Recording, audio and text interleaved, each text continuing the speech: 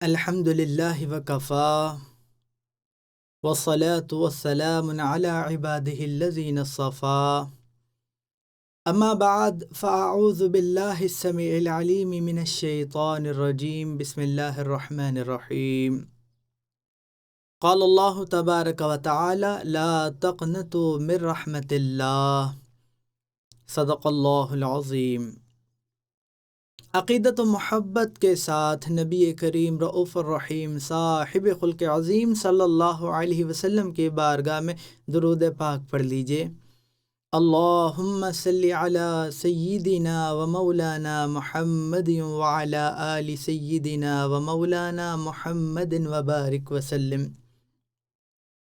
اللہ عز و جل نے قرآن کریم میں سورۃ الزمر آیت نمبر 53 میں ارشاد فرمایا، قل، اے نبی آپ کہہ دیجئے، یا عبادی، اے میرے بندو، الذین اسرفوا علی انفسہم، جنہوں نے اپنی جانوں پر ظلم کیا ہے، لا تقنطوا من رحمت اللہ، اللہ عز و جل کی رحمت سے مایوس نہ ہوں۔ ان اللہ یغفر الذنوب جمیعا، بے شک اللہ تمام گناہوں کو معاف فرما دے گا۔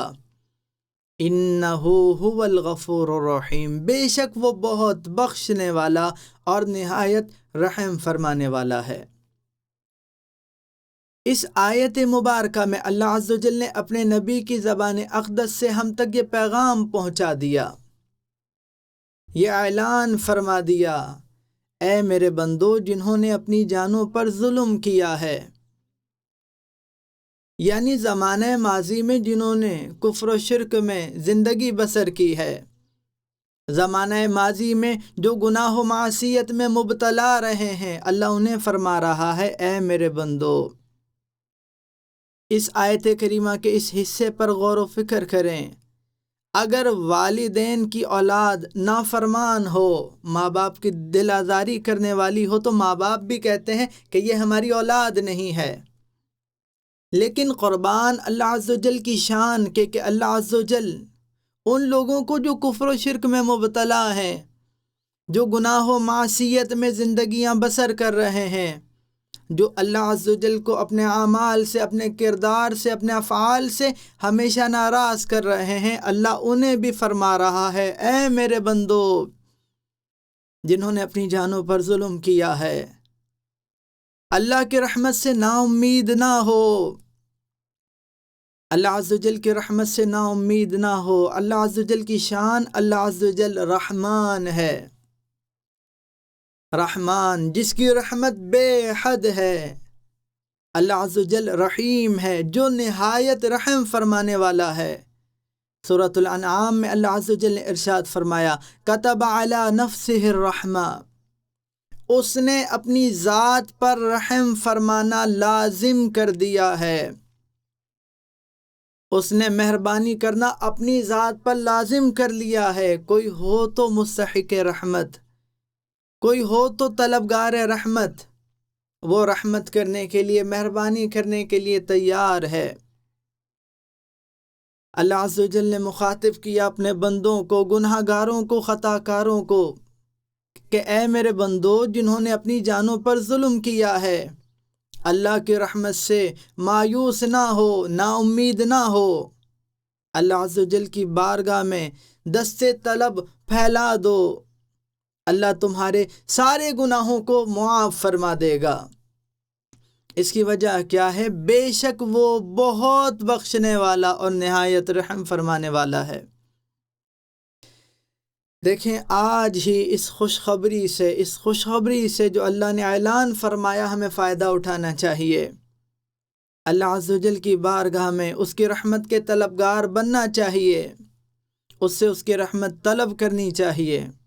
اگر چاہتے ہو کہ اس سے اس کی رحمت طلب کرو جس سے سارے گناہ معاف ہو جائیں، انسان ایسا ہو جائے جیسا کہ بالکل گناہوں سے پاک صاف ہے، جیسا کہ آج ہی اسے اس کی ماں نے جنا ہے، تو کرنا کیا ہے؟ کرنا وہ ہے جس کا حکم اللہ نے اگلی آیات مبارکہ میں دیا۔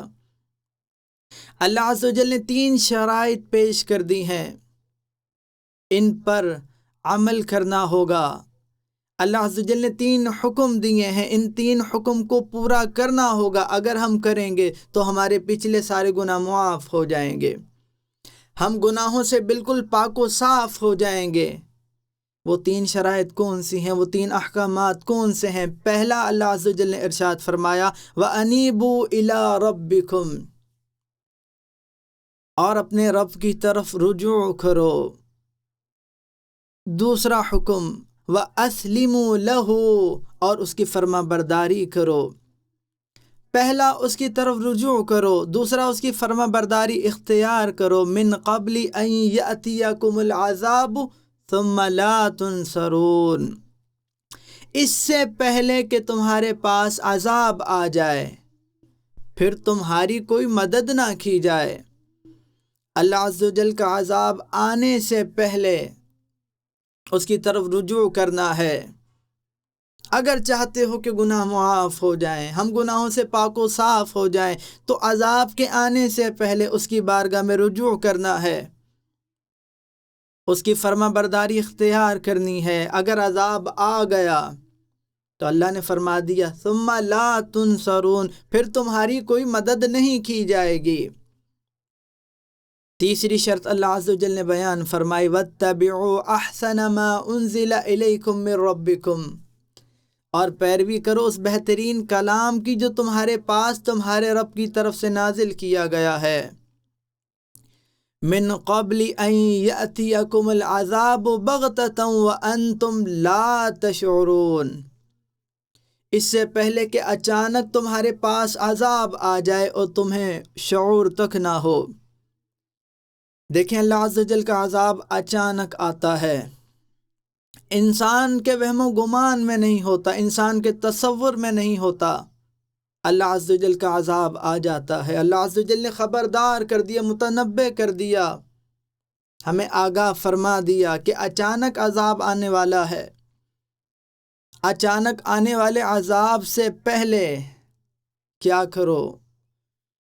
اس کی طرف رجوع کرو، اس کی فرما برداری اختیار کرو، قرآن کی پیروی کرو۔ اگر یہ عذاب کے آنے سے پہلے کر لیا تو فائدہ مند ہوگا، ایسا فائدہ مند ہوگا کہ دنیا میں بھی نفع دے گا، آخرت میں بھی نفع دے گا۔ پچھلے جتنے بھی گناہ ہیں سب معاف ہو جائیں گے، خواہ چھوٹے ہوں خواہ بڑے ہوں۔ ان 3 شرائط کو پورا کرنا ہوگا، ان 3 احکامات پر عمل درآمد کرنا ہوگا۔ اگر کر لیا تو کامیابی ہی کامیابی ہے، عذاب سے پہلے۔ اور عذاب آ گیا تو پھر تو کوئی مدد نہیں کی جائے گی۔ آگے اللہ عز و جل نے ارشاد فرمایا ان تقول نفس یا حسرت علی ما فرطت فی جنب اللہ، عذاب دیکھ کر تم میں سے کوئی کہے ہائے افسوس میری اس کوتاہی پر جو میں نے اللہ عز و جل کے حقوق ادا کرنے میں کی۔ وَإِن كُنتُ لَمِنَ السَّاخِرِينَ، اور میں مذاق کرنے والوں میں شامل رہا، میں نے اللہ عز و جل کے عذاب کو سیریس نہیں لیا، میں نے اللہ عز و جل کے عذاب کو سنجیدگی کے ساتھ نہیں لیا، میں مذاق کرنے والوں میں شامل رہا، میں نے آخرت کی تیاری نہیں کی، میں نے دنیا کے حقوق ادا کیے، ماں باپ کے، بیوی بچوں کے، بہن بھائیوں کے، عزیز و اقارب دوست احباب کے حقوق ادا کیے، لیکن اللہ عز و جل کے حقوق ادا نہ کیے، اللہ عز و جل کے حقوق کو اہمیت نہ دی۔ اللہ عز و جل نے فرمایا کہ کوئی تم میں سے نہ کہے عذاب کو دیکھ کر ہائے افسوس ہائے افسوس میری اس کوتاہی پر جو میں نے اللہ عز و جل کے حقوق ادا کرنے میں کی اور میں مذاق اڑانے والوں میں شامل رہا۔ اس افسوس کے کرنے سے بہتر اللہ عز و جل یہ مستقبل کا ذکر فرما رہا ہے، جو آگے کی باتیں ہیں اللہ عز و جل ان سے پہلے ہی خبردار کر رہا ہے کہ بعد میں تم میں سے کوئی یہ نہ کہے، افسوس نہ کرے، اپنی غیر سنجیدگی پر ندامت کا اظہار نہ کرے، کیونکہ اس وقت تو کوئی فائدہ ہونے والا ہی نہیں ہے، فائدہ ابھی ہے، فائدہ عذاب سے پہلے ہے۔ آگے ارشاد فرمایا او تقول لو ان اللہ ہدانی لکنت من المتقین، یا تم میں سے کوئی کہے اگر اللہ مجھے ہدایت دیتا تو میں پرہیزگاروں میں شامل ہو جاتا۔ آگے ارشاد فرمایا او تقول حین تر العذاب لو ان لی کرۃ فاکون من المحسنین، یا تم میں سے کوئی کہے اللہ کے عذاب کو دیکھ کر اگر مجھے مہلت دی جاتی تو میں نیکوکار لوگوں میں شامل ہو جاتا۔ آگے اللہ عز و جل نے دیکھیں پہلے والے نے تو اپنی غلطی مان لی، اس نے افسوس کیا، لیکن اس کا افسوس کرنا، جب وہ افسوس کرے گا آخرت میں جب اللہ کا عذاب آ جائے گا تو پھر اس کو اس کا افسوس کرنا، ندامت کا اظہار کرنا کوئی فائدہ نہیں دے گا۔ لیکن کچھ لوگ ایسے ہیں جو دنیا میں بھی جھوٹے عذر کر رہے ہیں، آخرت میں بھی جھوٹے عذر کریں گے۔ دنیا میں آپ ان کو کہو نماز پڑھو، وہ کہتے ہیں اگر اللہ چاہے گا تو نماز پڑھیں گے۔ آپ دعا کرو اگر اللہ چاہے گا تو ہم روزے رکھیں گے، اللہ چاہے گا ہم زکوٰۃ ادا کریں گے، اللہ چاہے گا ہم حج کریں گے، اس کی اور اس کے رسول کی فرما برداری کریں گے۔ آج آپ کسی کو نماز کی دعوت دو، وہ کہتا ہے میرے کو ٹائم نہیں ملتا۔ آپ کسی کو روزہ رکھنے کی دعوت دو کہ رمضان کے روزے رکھنا بھائی، وہ کہتا ہے کمپنی میں کام بہت ہوتا ہے، ہمت نہیں ہوتی روزہ رکھنے کی۔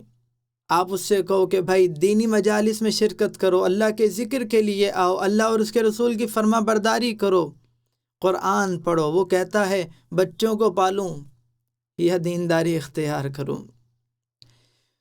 اللہ عز و جل نے ہدایت کا سامان ہمیں مہیا کر دیا ہے، قرآن ہماری ہدایت کے لیے نازل کیا۔ ارشاد فرمایا ھدی للناس، قرآن لوگوں کے لیے ہدایت ہے، ھدی للمتقین، قرآن پرہیزگاروں کے لیے ہدایت ہے۔ انسان نے خود نہیں چاہا۔ دیکھیں چاہت دو قسم کی ہوتی ہے، ایک ظاہری چاہت، ایک پوشیدہ چاہت۔ پوشیدہ چاہت پہ کوئی مواخذہ نہیں ہوتا، لیکن ظاہری چاہت پہ مواخذہ کیا جا سکتا ہے۔ لیکن اللہ عز و جل نے چاہت سے آگے کا کام کیا، اللہ نے حکم دے دیا نماز پڑھنے کا، اللہ نے حکم دے دیا زکوٰۃ ادا کرنے کا، اللہ نے حکم دے دیا ماہ رمضان کے روزے رکھنے کا، اللہ نے حکم دے دیا استطاعت ہو تو حج کرنے کا، اللہ عز و جل نے حکم دے دیا اللہ عز و جل کی اور اس کے رسول صلی اللہ علیہ وسلم کی فرما برداری کرنے کا۔ تو دیکھیں جو حکم دیتا ہے الزام اس پر نہیں ہوتا کیونکہ اس نے حکم دے دیا ہے، لیکن جو حکم عدولی کرتا ہے الزام اس پر ہوتا ہے، اس سے مواخذہ ہوگا کیونکہ حکم دیا گیا ہے، اس نے حکم پر عمل درآمد نہیں کیا۔ تو سوچیں ذرا، غور کریں کہ دنیا میں تو جھوٹے عذر پیش کر کے حیلے بہانے کر کے ہم بچ جاتے ہیں، لیکن کل قیامت والے دن ان انسانوں کا کیا حال ہوگا جو اس دن بھی جھوٹے عذر پیش کریں گے اس امید پہ کہ شاید بچ جائیں، حیلے اور بہانے کریں گے شاید بچ جائیں، لیکن اللہ نے ان کے جھوٹے عذروں کو دنیا میں ہی برباد کر دیا، ان کے جھوٹے عذروں کو دنیا میں ہی بیان فرما دیا کہ کل کوئی یہ نہ کہے اللہ کے عذاب کو دیکھ کر اگر اللہ ہدایت دیتا تو میں پرہیزگار ہو جاتا، اللہ مہلت دیتا تو میں پرہیزگار ہو جاتا۔ اللہ نے ہدایت کے لیے قرآن دیا، اللہ نے ہدایت کے لیے اپنے رسول کو ہماری طرف بھیجا، ہدایت دے کر ان کی سنت کو، ان کے طریقے کو ہم پر لازم کر دیا۔ قرآن بھی سراسر ہدایت ہے، میرے آقا کی سنت بھی سراسر ہدایت ہے۔ ہم نے نہ قرآن کو اہمیت دی، نہ نبی کریم صلی اللہ علیہ وسلم کے طریقے کو اہمیت دی، ہم نے قرآن کو پس پشت ڈال دیا، نبی کریم صلی اللہ علیہ وسلم کے طریقے کو نظر انداز کر دیا۔ تو یہاں تو ہم لوگوں سے جھوٹ بول سکتے ہیں کہ وقت نہیں ملتا، ٹائم نہیں ہوتا، مصروفیات زیادہ ہیں، لیکن آخرت میں کوئی عذر آپ پیش نہیں کر سکیں گے کیونکہ اللہ عز و جل نے دنیا میں ہی انسانوں کے وہ عذر جو آخرت میں وہ پیش کریں گے دنیا میں ہی بیان فرما دیے، آگاہ فرما دیے کہ پھر وہ کوئی یہ نہ کہے کہ اللہ ہدایت دیتا، اللہ نے ہدایت دے دی، لیکن انسان نے نہیں چاہا ہدایت پہ عمل کرنا، انسان کے پاس وقت ہی نہیں رہا ہدایت پہ عمل کرنے کا، تو اب قصور انسان کا ہے، اب غلطی پر انسان ہے، اب جو وہ کر رہا ہے اسی کا بدلہ اس کو کل قیامت والے دن ملے گا۔ دوسرا عذر، کئی انسان جن کو آج دنیا میں اللہ کی فرما برداری کرنے کا، اس کے رسول کی فرما برداری کرنے کا وقت نہیں مل رہا، ہو سکتا ہے وہ انسان کل قیامت میں بھی عذر پیش کریں کہ اگر ہمیں مہلت دی جاتی تو نیکوکار لوگوں میں شامل ہو جاتے۔ اللہ عز و جل نے اس عذر کو بھی بیان فرما دیا، آگاہ کر دیا کہ کل کوئی یہ نہ کہے اللہ کے عذاب کو دیکھ کر اگر مجھے مہلت دی جاتی تو میں نیکوکار لوگوں میں شامل ہو جاتا۔ اللہ نے مہلت دی ہے، الذی خلق الموت والحیات لیبلوکم ایکم احسن عملا، اس نے زندگی اور موت کو پیدا کیا اس لیے کہ وہ آزمائے تمہیں اچھے اعمال والا کون ہے۔ زندگی سے موت تک مہلت ہے انسان کے پاس، اسے چاہیے کہ اس مہلت سے فائدہ اٹھا لے، اس مہلت سے فائدہ اٹھا لے۔ اگر مہلت گزر گئی، اللہ کا عذاب آ گیا، اللہ عز و جل کا عذاب آ گیا تو پھر کوئی فائدہ نہیں ہوگا۔ یہ عذر آخرت میں کیسے پیش کریں گے جبکہ اللہ نے ان عذر کو بیان کر دیا قرآن میں۔ اللہ عز و جل نے بیان کر دیا کہ کوئی پھر یہ نہ کہے اللہ کے عذاب کو دیکھ کر کہ اگر مہلت دی جاتی تو نیکوکار لوگوں میں شامل ہو جاتا۔ مہلت تو اللہ عز و جل نے دی لیکن ہم نے فائدہ نہیں اٹھایا۔ ہدایت اللہ عز و جل نے دے دی، رہنمائی فرما دی کہ 3 شرائط ہیں، اس کو پورا کر لو، 3 حکم ہے، ان پر عمل درآمد کر لو، میری رحمت بہت وسیع ہے۔ اللہ کے رحمت سے مایوس نہ ہو، پچھلے جتنے بھی گناہ ہیں بے شک اللہ فرماتا ہے بخش دوں گا، چھوٹے ہوں بڑے ہوں بخش دوں گا، کیونکہ بے شک وہ بہت بخشنے والا اور نہایت رحم فرمانے والا ہے۔ اب یہ جو لوگ آخرت میں بھی جھوٹ بول کر، حیلے اور بہانے کر کے بچنا چاہیں گے، دنیا میں بچ جاتے ہیں، آخرت میں جو بچنا چاہیں گے، ہدایت کے آنے کے بعد خود عمل نہیں کیا اور آخرت میں اللہ کو الزام دینے کی کوشش کریں گے، مہلت کے بعد، صحت اور تندرستی کے بعد، فراغت کے بعد فائدہ خود نہیں اٹھایا، آخرت کی تیاری خود نہیں کی، لیکن الزام اللہ عز و جل کو دیں گے۔ اللہ عز و جل نے دنیا میں ہی ان کو جواب دے دیا، ارشاد فرمایا بلا قد جاءتک آیاتی، ہاں تیرے پاس میری آیتیں آئی تھی، فکذبت بہا، پس تو نے اسے جھٹلایا، واستکبرت، اور تو نے اس سے تکبر کیا، وکنت من الکافرین، اور تو تھا ہی انکار کرنے والوں میں۔